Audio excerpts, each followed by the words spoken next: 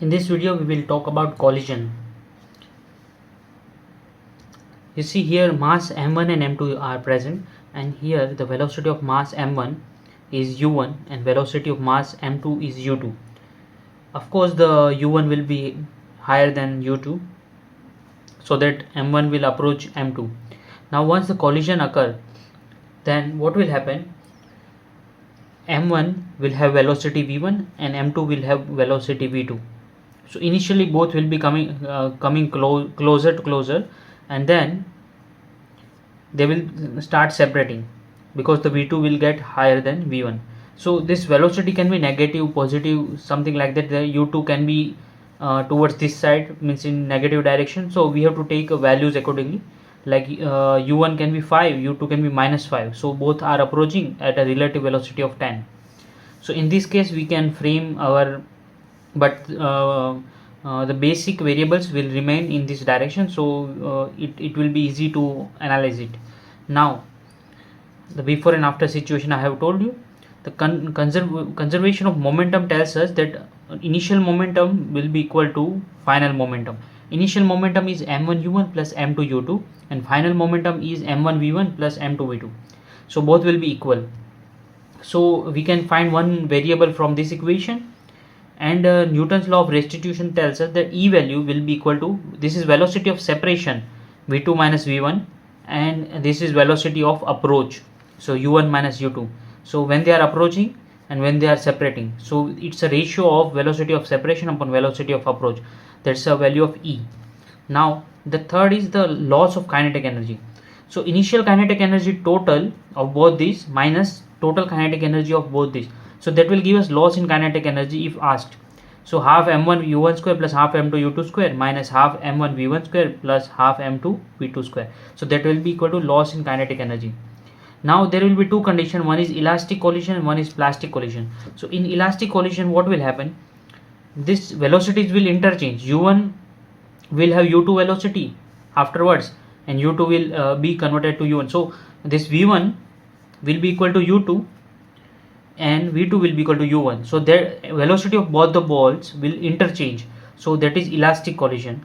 And in that, if you place the value from here, you will get that E will be equal to 1. In plastic collision, both the balls will stick together and move on with similar velocity, means v1 will be equal to v2, and here v1 is equal to v2, so E value comes out to be 0. So that is plastic collision, where both the ball will completely have plastic deformation and both will stick together and move with similar velocity. And in elastic collision, both the velocity of this both will interchange. So now this particular case is where you drop a ball on a horizontal surface, then there will be collision where fixed support velocity, means u2 will be equal to 0, and afterward the fixed support v2 will be 0, means the m2, which is the floor, will have the velocity 0, and we are just having the ball which is moving. So like that we can analyze this case also, where velocities are u2 and v2 will be 0. So this is a fixed surface we are considering, and other object is a ball. So we are dropping it from height h1, so it will definitely get some u1 velocity, which will be equal to under root of 2g h1, and now it will again bounce up. So by bouncing up, there will be some loss of energy, and after losing the energy, there will be the energy such that it will have height h2.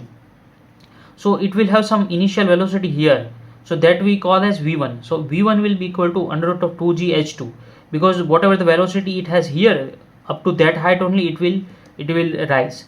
Now similarly it comes after here getting 0 velocity, it comes down, and again there will be some loss of energy, again bounce back, and it will again have h3 height.